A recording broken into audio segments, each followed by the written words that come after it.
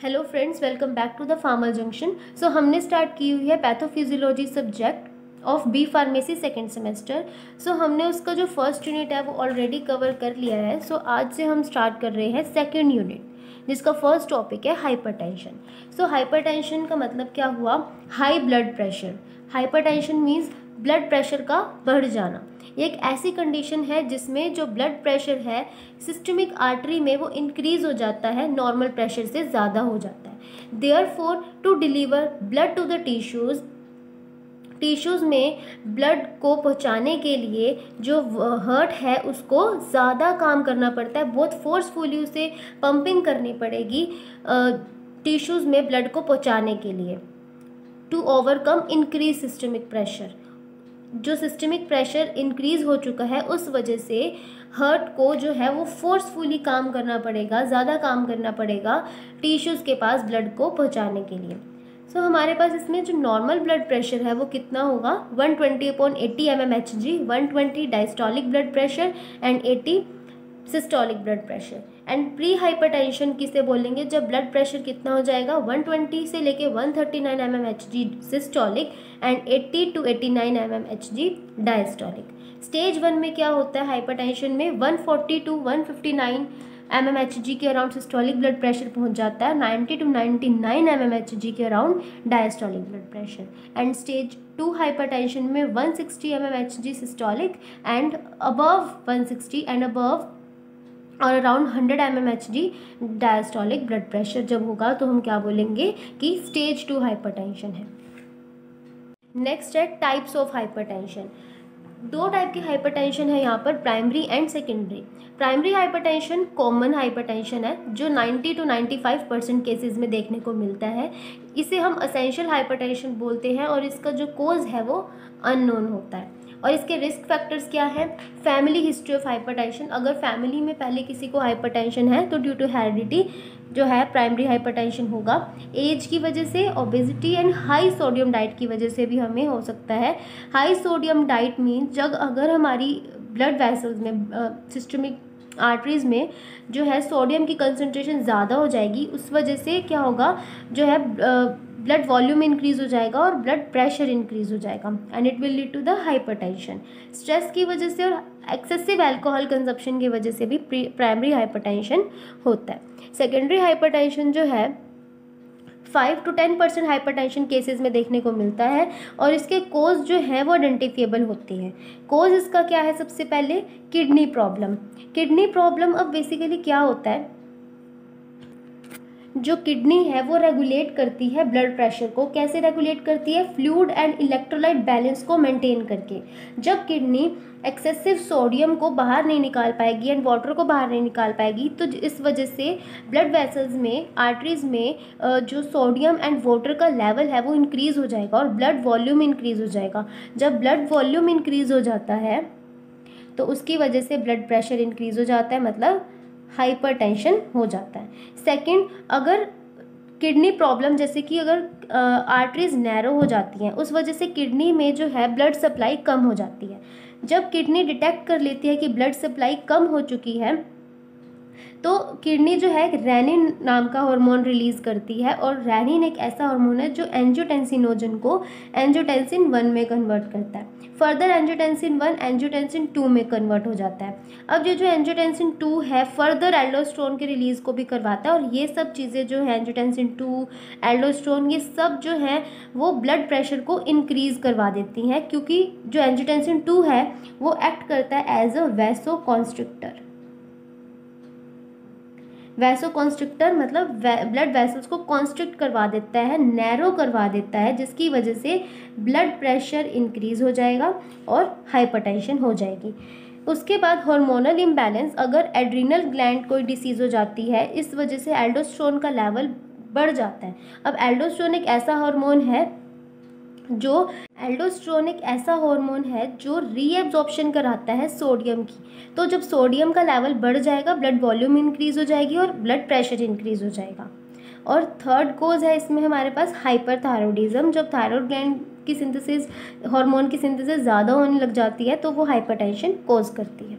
Next है हमारे पास pathogenesis, means किस किस वजह से जो है वो, मतलब किन प्रोसेस की वजह से जो है हाइपरटेंशन होता है। सबसे पहले है इन्वायरमेंटल फैक्टर्स, मतलब अगर सोल डाइट ज़्यादा होगी, एक्सेसिव अल्कोहल कंजप्शन होगी, स्मोकिंग, ओबेसिटी, फिजिकल इनएक्टिविटी या क्रॉनिक स्ट्रेस की वजह से हाइपरटेंशन हो सकता है। एंड रीनल मैकेनिज्म क्या है, सोडियम की रिटेंशन, जितने ज़्यादा सोडियम की रिटेंशन होगी ब्लड वॉल्यूम बढ़ेगा और ब्लड प्रेशर इंक्रीज हो जाएगा, मीन्स हाइपरटेंशन हो जाएगा।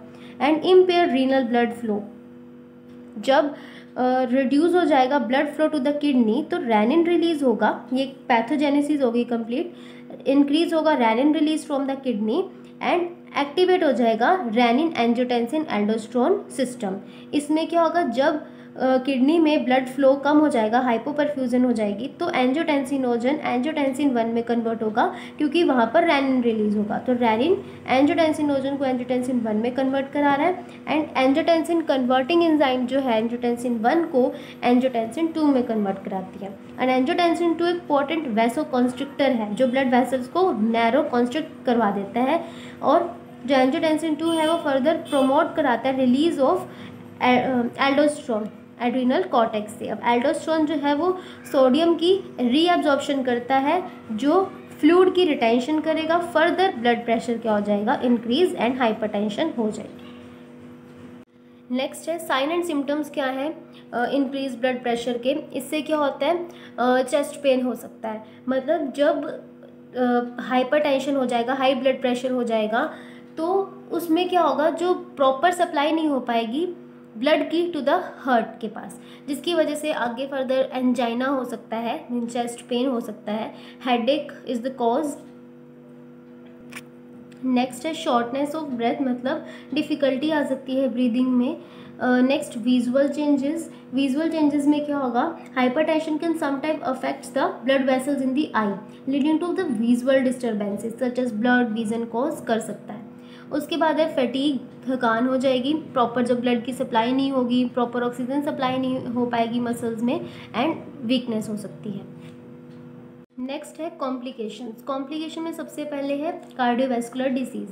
अब जो हाई ब्लड प्रेशर है वो एक मेजर रिस्क फैक्टर है कार्डियोवैस्कुलर डिसीज़ के लिए, जैसे कॉरोनरी आर्टरी डिसीज़ के लिए, हार्ट अटैक के लिए, मतलब मायोकार्डियल इन्फ्रेक्शन जो हम आगे डिटेल में देखेंगे, हार्ट फेलियर एंड स्ट्रोक के लिए। सो ये एक रिस्क फैक्टर है इन सब डिसीज़ के लिए, अदर कार्डियोवैस्कुलर डिसीज़ के लिए। सेकेंड है स्ट्रोक, स्ट्रोक क्या होगा, हाइपरटेंशन जो है वो स्ट्रोक के रिस्क को बढ़ा देगा। इसमें बेसिकली क्या होता है, जब ब्लड सप्लाई नहीं हो पाएगी प्रॉपर ब्रेन के पास तो एलिवेटेड जो ब्लड प्रेशर होगा can damage the blood vessels in the brain leading to the formation of blood clot, blood की क्लॉटिंग होनी शुरू हो जाएगी और वो सेरिब्रल आर्टरीज को ब्लॉक कर देगा। नेक्स्ट कॉम्प्लिकेशन है किडनी डिसीज़। अब जो क्रॉनिक हाइपरटेंशन होने की वजह से जो ब्लड वेसल्स हैं किडनी में वही डैमेज हो जाएंगी, जिसकी वजह से प्रॉपर वो फिल्टर नहीं कर पाएगी ब्लड को, और ब्लड में जो वेस्ट प्रोडक्ट्स हैं वो बहुत ज़्यादा बढ़ जाएंगे और वो किडनी फेलियर भी कॉज कर सकती है। और इसके फिर ट्रीटमेंट यही है कि डायलिसिस होती है फर्दर।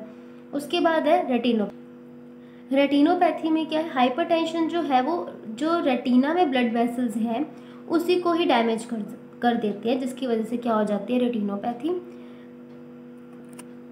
पेरिफेरल आर्टरी डिसीज़ में क्या है, हाइपरटेंशन की वजह से पेरिफेरल आर्टरी डिसीज़ हो सकती है, जिसमें क्या होता है मेनली ब्लॉकेज हो जाती है ब्लड वेसल्स की जो ब्लड सप्लाई करते हैं टू द लेग्स और आर्म्स। अब वहाँ पर प्रॉपर ब्लड की सप्लाई जब नहीं हो पाएगी तो it will lead to the pain, reduce mobility and increase risk of infection.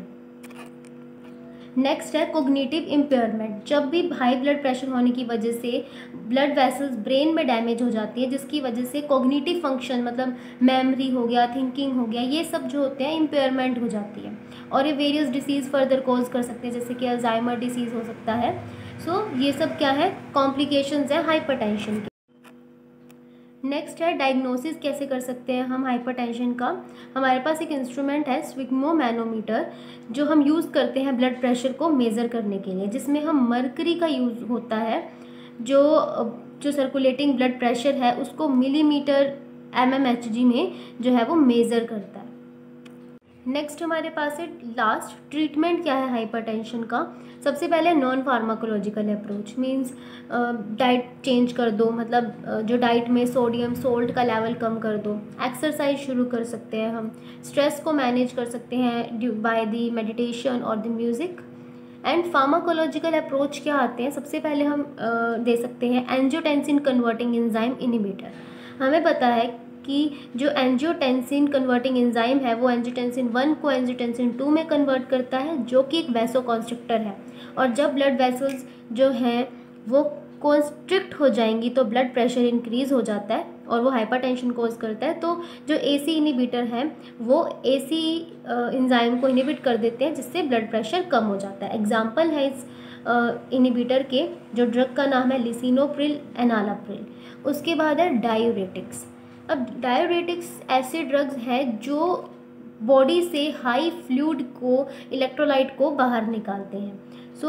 इसके एग्जाम्पल हैं थायजाइड डायूरेटिक्स में hydrochlorothiazide, chlorthalidone. High ceiling and loop diuretics furosemide, aldosterone antagonist स्पारोनोलैक्टोन।